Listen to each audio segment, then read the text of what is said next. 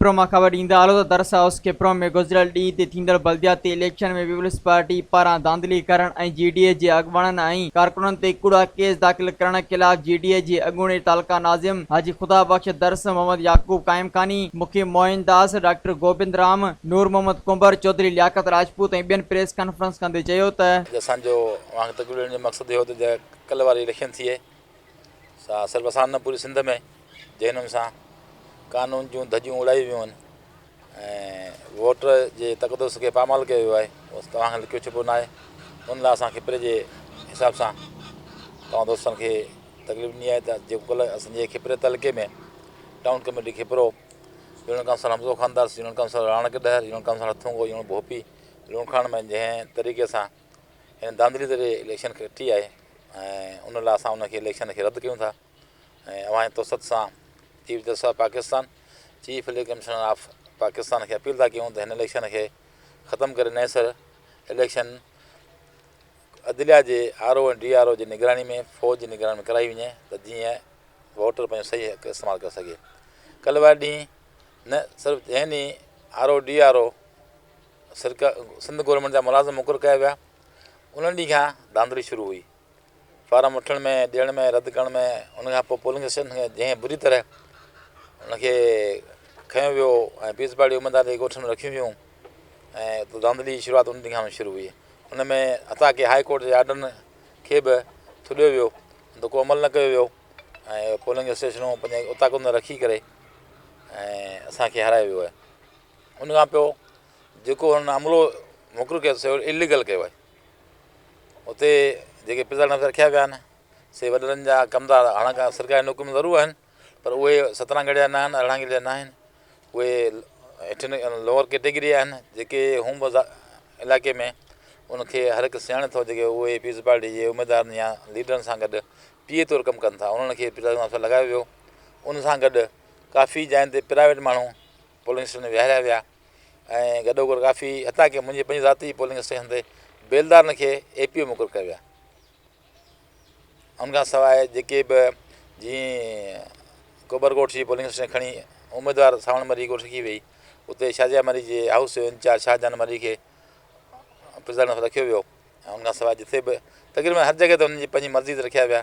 ऐं राति ताईं ऑफिसर चेंज कंदा रहिया। उनखां पोइ जेको 6 वार्डनि ते पीस पार्टी उमेदवारनि जा फार्म रद्द थी विया उन्हनि लाइ माना नओं कानून पास कयो वियो कानून त आहे कोन इलीगल DRO कयो त नवां बैलेट पेपर छपाराए जंहिं मां निशान गुम कया विया उनखे उहो पोलिंग जा स्टाफ रोकियो वियो राति जो उहे बैलेट पेपर आया आहिनि उनखां पोइ उन मां दस्तियूं कढी उनखे ठपा हणी ऐं पीस पार्टी वोट न विया जेके पोलिंग ॾींहुं उन दॿनि में विधा विया जंहिंजो सबूत मीडिया में उमेदवार वटि आहे जंहिं ते जहिड़ा थिया आहिनि त जेको वोटर पीस पार्टी उनखे 2-2 4-4 वोट न विया उहे विझी करे असांजी शहर टाउन कमेटी खे हुननि हारायो आहे ऐं इंतिज़ामिया सॼो ॾींहुं कल्ह पुलिस पीस पार्टी जे उमेदवारनि जी ऐं लीडरनि जी कमदारी कंदे रही पीस पार्टी जा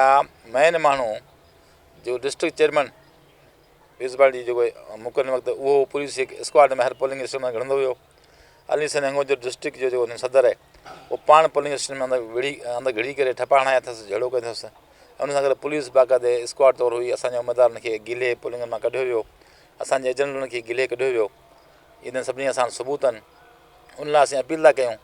chief justice of Pakistan chief election commissioner of Pakistan खे त हिन इलेक्शन खे मुअतल कयो वञे नए सर इलेक्शन फ़ौज ऐं अदलिया जी निगरानी में कराई वञे त जीअं आवाम खे हक़ न लोकल गवर्नमेंट बेसिकली हिकिड़ी ग्रास रूट जी आहे त उनखे तव्हां सही न कराईंदा जेन न थींदी त कीअं आवाम खे पंहिंजो हक़ु मिलंदो कीअं मसइला हल थींदा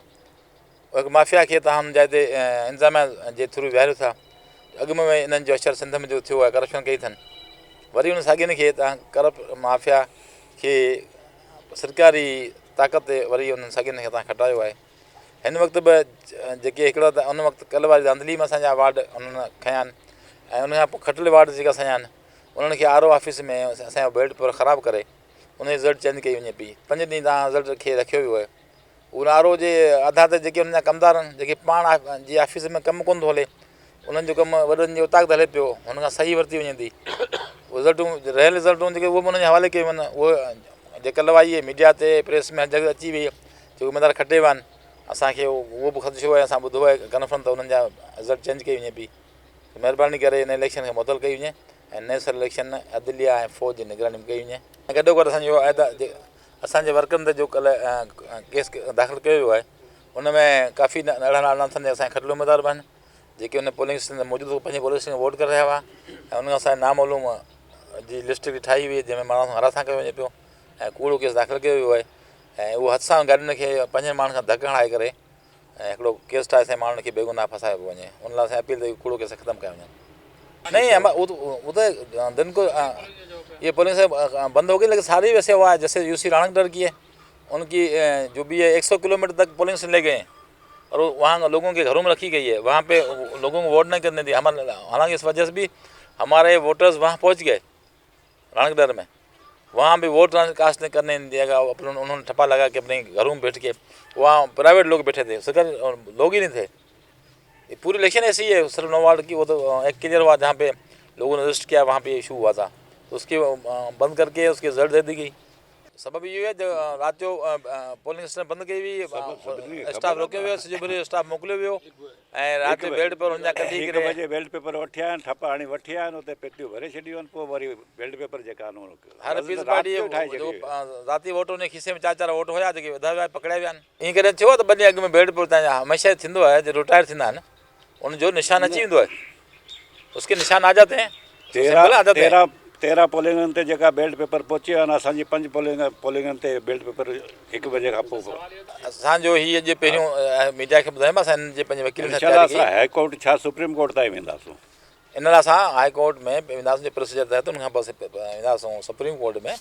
हीअ जेका इलेक्शन लीगल थी वञे कैंसिल कराई वञे उहो ई त आहे इंसाफ़ असांखे उमेदु आहे इंसाफ़ कोर्ट मां असांखे इंसाफ़ मिलंदो मज़ीद ख़बरनि ऐं तफ़सीलात लाइ विज़िट कयो असांजी वेबसाइट www.awamiNewsHD.com ऐं ॾिसंदा रहो अवामी न्यूज़ HD।